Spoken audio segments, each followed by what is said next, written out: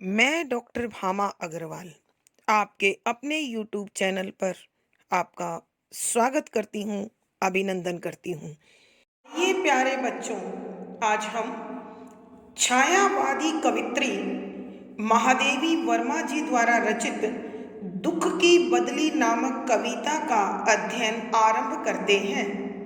यहाँ कवित्री ने अपने जीवन की तुलना बादल से की है और मन में जो संवेदना, तनाव, चिंता और भावुकता है, उसकी तुलना उन्होंने बादल में होने वाले पानी के भार से की है।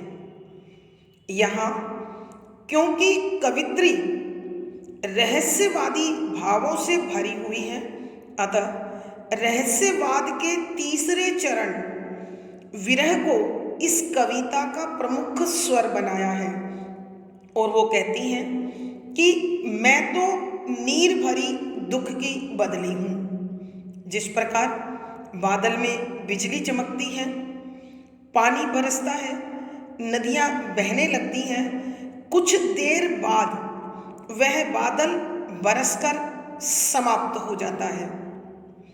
तो कवित्री ने अपनी तुलना इस प्रकार बादल से करते हुए की है कि संसार और यह शरीर नाशवान है। शरीर की नश्वरता पर प्रकाश डालते हुए उन्होंने कहा है कि जिस प्रकार बरसने के बाद बादल समाप्त हो जाता है, मेरा जीवन भी क्षणिक है, पल भर के लिए है, क्षणभंगुर है।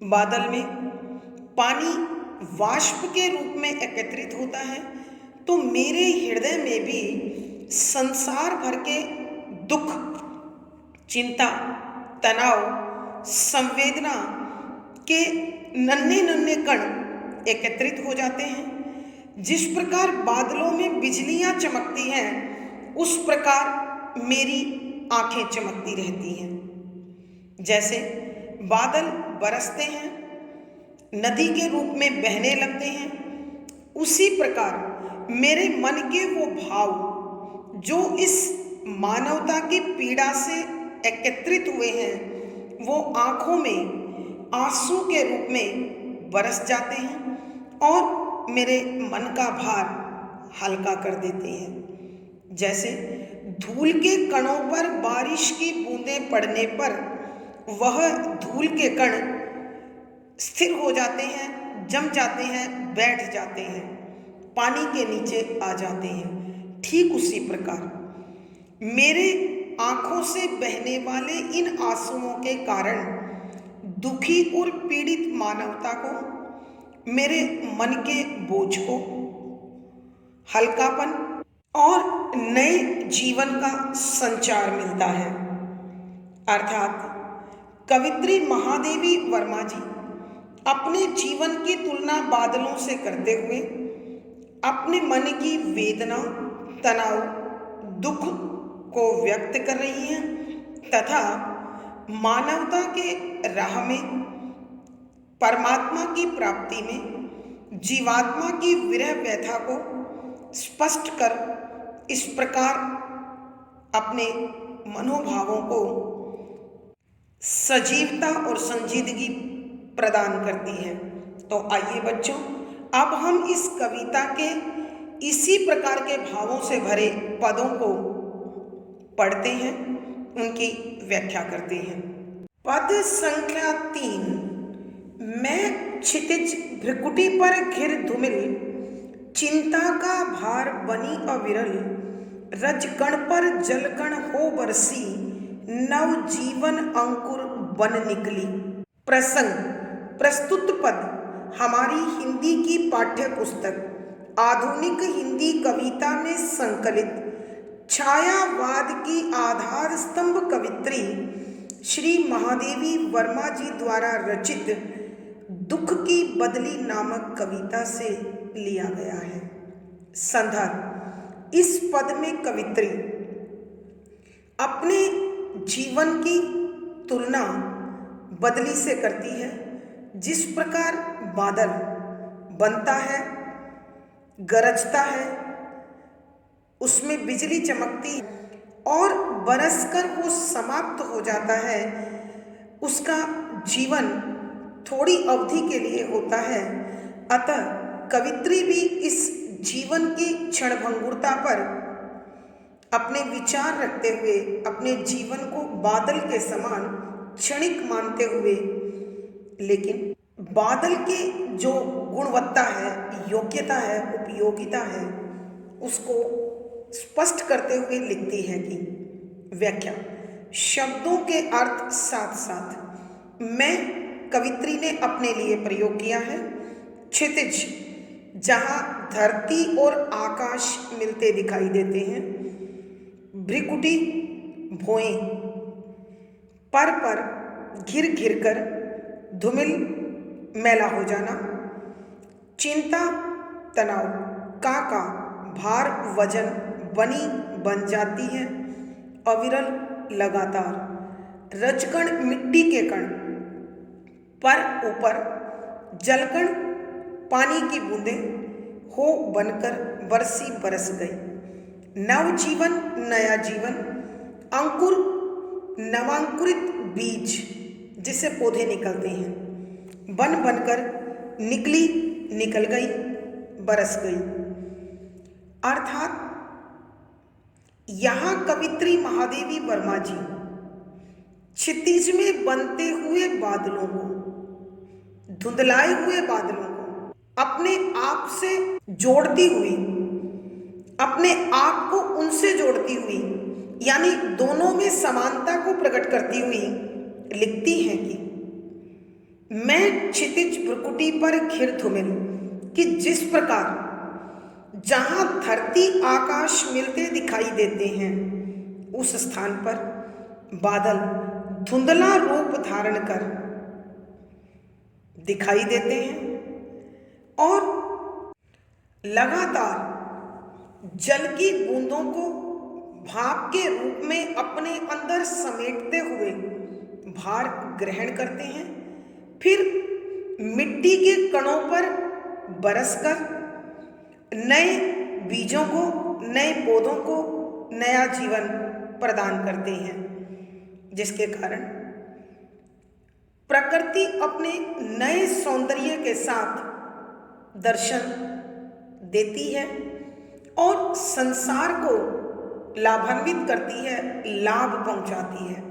तो यहाँ कवित्री भी यही कह रही है कि मैं अपने जीवन में हर पल पीड़ित मानवता का भार, परमात्मा के मिलन को तड़पती जीवात्मा का भार अपने अंदर समेटे रखती हूँ और इस तनाव की, इस चिंता की, इस विरह व्यथा की पहचान मेरी भौएं सुकुड़ कर करवाती हैं। और अंततः जब भार अधिक हो जाता है तो यही चिंता मेरी आंखों से आंसू बनकर बरसने लगती है और जैसे जैसे आंसू आंखों से बहते हैं वैसे वैसे मन का बोझ हल्का होने लगता है और फिर मुझ में और सृष्टि में नई शक्ति का, नए जीवन का संचार होता है, नए जीवन का एहसास होता है। कहने का भाव यह है कि जब चिंता का भार हल्का होता है तो मन प्रसन्न होकर नए भाव, नए विचारों की रोशनी प्राप्त करने लगता है। आइए बच्चों, हम एक बार फिर इस पद की व्याख्या करते हैं। यहाँ कवित्री महादेवी वर्मा जी अपने जीवन की तुलना बदली से कर रही है और बताती है, मैं क्षितिज भ्रुकुटी पर घिर धूमिल, कि जिस प्रकार बादल जहाँ धरती आकाश मिलते दिखाई देते हैं वहाँ धुंधला रूप धारण कर घिर आते हैं और लगातार जलकण समेटते हुए भाप के रूप में पानी की बूंदों को अवशोषित करते हुए, लेते हुए लगातार अपने भार को बढ़ाते रहते हैं। और अंततः जब भार असह्य हो जाता है, सहने की क्षमता से बाहर हो जाता है, शक्ति से अधिक हो जाता है, तो वह मिट्टी के कणों पर पानी की बूंदें बनकर बरस जाता है और धरती की सतह के नीचे सोए हुए अनेक बीज अंकुरित होकर नया जीवन प्राप्त करते हैं और सूनी वनस्पति हरी भरी होकर खुशहाल हो जाती है। इसी प्रकार कवित्री कहती है कि मेरे मन के किसी न किसी कोने में पीड़ित मानवता की चिंता और परमात्मा के विरह में तड़पती जीवात्मा की व्यथा दोनों धीरे धीरे इस सीमा तक संचित हो जाती है कि मेरी भोवों पर उसका असर दिखाई देने लगता है और अंततः मेरी आंखें मन के इस भार को, मन के इस वजन को आंसू के रूप में बरसा देती है। और फिर जो मन में बोझ है, जो अंधकार है, जो अंधेरा है, जहां मुझे अपने लिए नया कुछ दिखाई नहीं देता, उस पर जब ये आंसू बरसते हैं तो धीरे धीरे करके आंसुओं के बरसने के साथ साथ मन का बोझ हल्का होता चला जाता है और फिर मेरे मन में और जीवन में नए भावों का, नए सपनों का, नए कार्यों के संकल्पों का उजाला फैलने लगता है और मैं नए कार्यों में गतिशील होकर इस जीवन को और संसार को नई शक्ति का उपहार भेंट देती हूँ। कहने का भाव यह है कि आंसू जब जब आंखों से बरसते हैं तब तब मनुष्य के मन का बोझ हल्का होता है और इस बोझ के हटते ही नए कार्यों की, नए संकल्पों की, नए भावों की खेती अपने आप होने लगती है। भावार्थ, यहाँ कवित्री के कहने का भाव यह है कि मानव मन के भाव और बादल में सिमटा जल दोनों एक रूप में संचित होते हैं और बरसने के साथ दोनों का भार खत्म हो जाता है। विशेष यहाँ महादेवी वर्मा ने अपनी तुलना बादलों से कर विरह व्यथा को अभिव्यक्ति दी गई है। शुद्ध साहित्यिक खड़ी बोली का प्रयोग है, करुण रस प्रसाद गुण है, लक्षणा शब्द शक्ति है, तुकांत छंद गे शैली और संगीतात्मकता बनी हुई है। यहाँ अनुप्रास, रूपक, उपमा, पदमैत्री आदि अलंकारों का सुंदर सटीक प्रयोग हुआ है। पद संख्या 4, पथ को न मलिन करता आना, पद चिन्ह न दे जाते जाना, सुधी मेरे आगम की जग में, सुख की सिहरन हो अंत खिली, म नीर भरी दुख की बदली। प्रसंग पूर्ववत संदर्भ, यहाँ कवित्री महादेवी वर्मा ने अपनी तुलना बदली से करते हुए दोनों के क्षणभंगुर स्वरूप पर प्रकाश डाला है और कवित्री ने अपने जीवन के अनेक कार्यों को बादलों के व्यवहार से समानता देते हुए लिखा है कि पथ को न मलिन करता आना। व्याख्या, शब्दों के अर्थ साथ साथ पथ माने रास्ता, को न नहीं मलिन मैला, करता करते हुए आना, आना अर्थात बनना, पद चिन्ह पैरों के निशान, पैरों के निशान, न नहीं दे देते, जाता जाते हुए जाना, चले जाना, सुधी स्मृति अथवा स्मरण, मेरे मेरे आगम आने की, जग संसार में सुख आनंद की, सिहरन कंपन रोमांच, अंत अंत में खिली खिल गई। यहाँ कवित्री महादेवी वर्मा जी बादलों के बनने और मिटने के स्वरूप पर प्रकाश डाल रही हैं और साथ में अपने जीवन की तुलना इन बादलों से करते हुए कहती हैं कि पथ को न मलिन करता आना,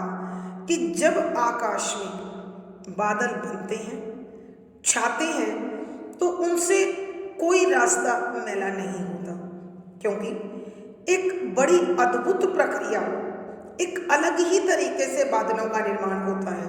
आप बहुत अच्छे से जानते हैं कि पानी की एक एक बूंद का अवशोषण हवा में इस प्रकार से होता है जो हमें न दिखाई देता है न महसूस होता है, और धीरे धीरे बादलों के रूप में संचित हो जाता है।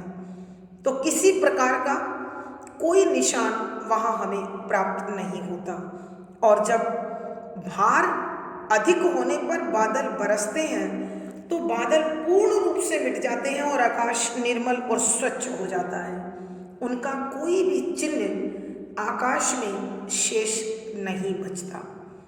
केवल उनकी याद में, उनके आने के याद में संसार में एक खुशी की लहर, एक आनंद की लहर, प्रकृति के यौवन की प्राप्ति केवल शेष मात्र रहती है। उनके आने और जाने से संसार में कोई विशेष प्रकार का चिन्ह प्राप्त नहीं होता, लेकिन परिणाम सुखद होता है।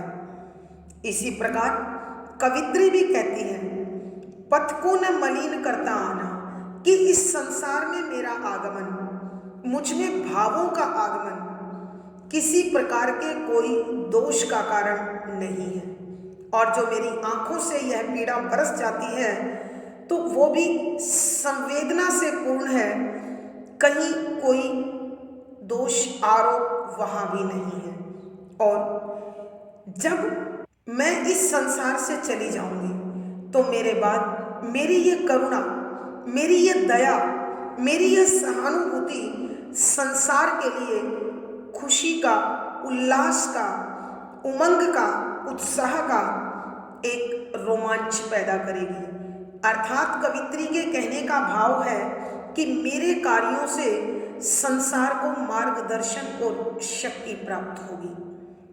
आइए बच्चों, हम एक बार फिर इस पद की व्याख्या करते हैं। यहाँ कवित्री बादलों के बनने और मिटने के स्वरूप को प्रकट कर अपने आप की तुलना उनसे करते हुए लिखती हैं कि पथ को न मलिन करता आना, कि यह बादल जब बनते हैं तो किसी रास्ते को मैला नहीं करते।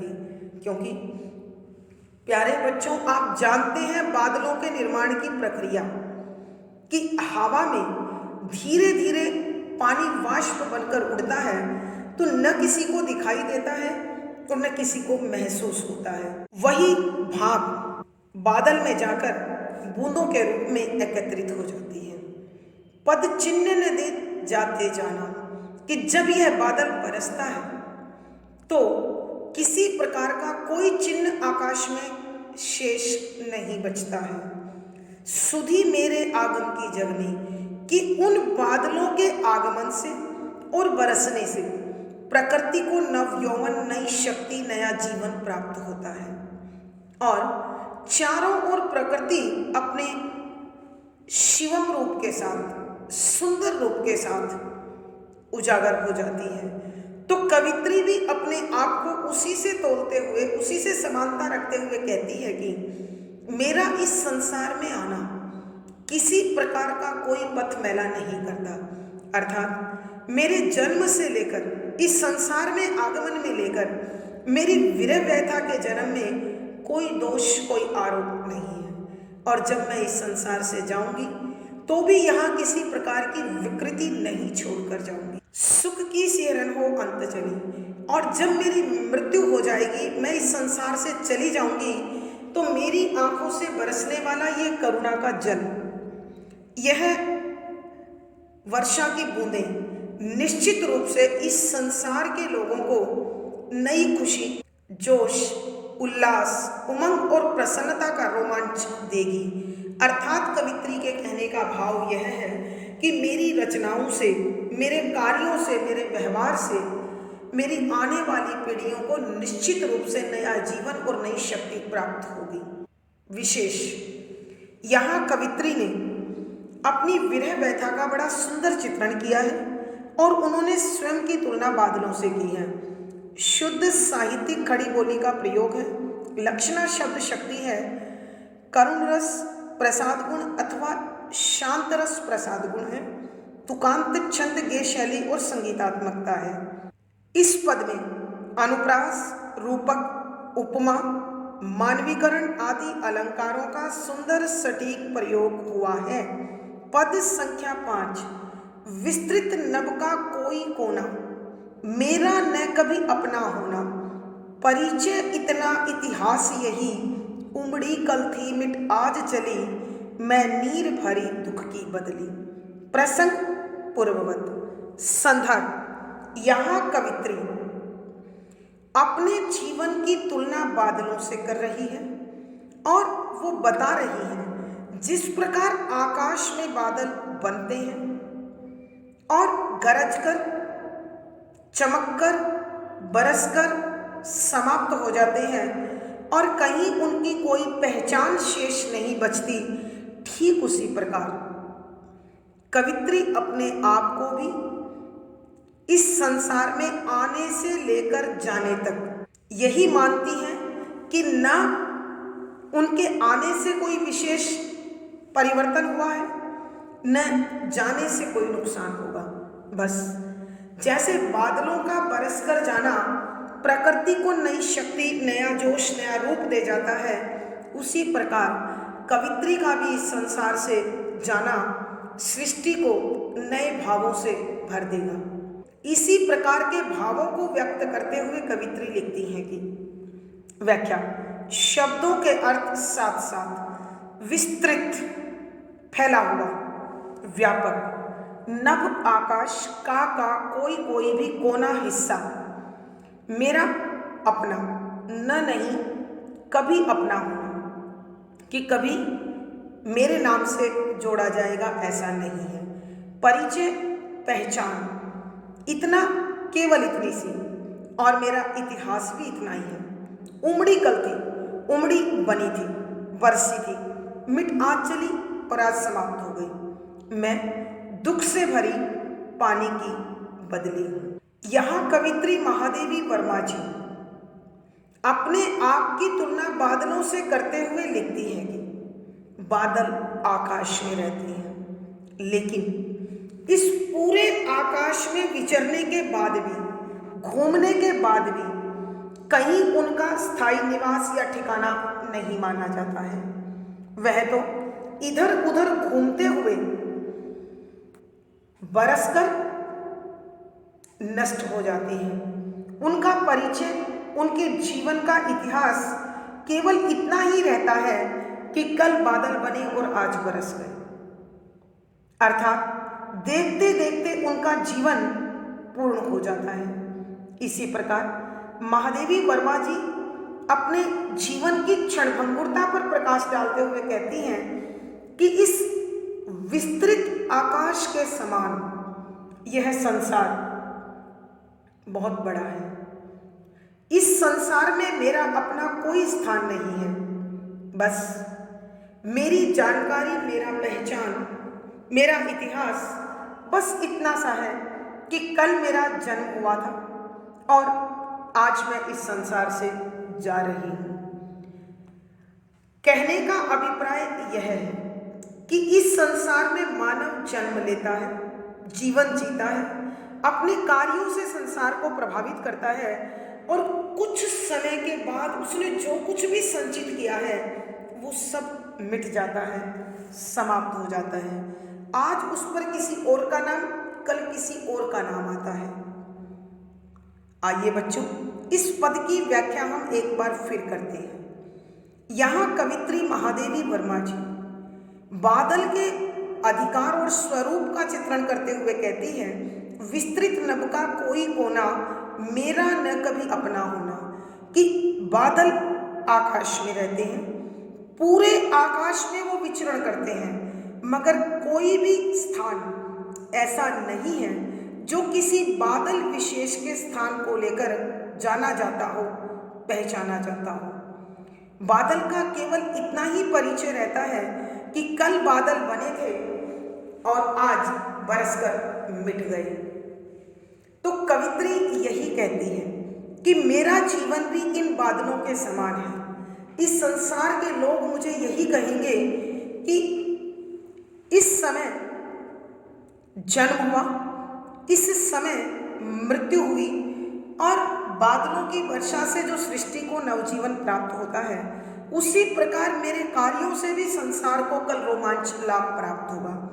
लेकिन इस विस्तृत आकाश में जैसे बादल का ठिकाना नहीं है, ठीक उसी प्रकार इस विस्तृत भूखंड पर, इस संपूर्ण पृथ्वी पर कोई भी स्थान मेरे नाम से नहीं जाना जाएगा।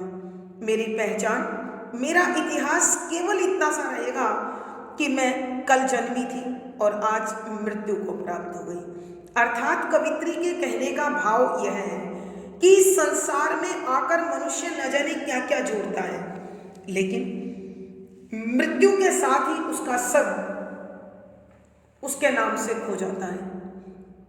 आज जो मेरा है वो कल किसी और का हो जाता है और मेरी पहचान समाप्त हो जाती है, विलुप्त हो जाती है। भावार्थ, कवित्री के कहने का भाव यह है कि इस संसार में किसी को भी कोई स्थायी पहचान प्राप्त नहीं है।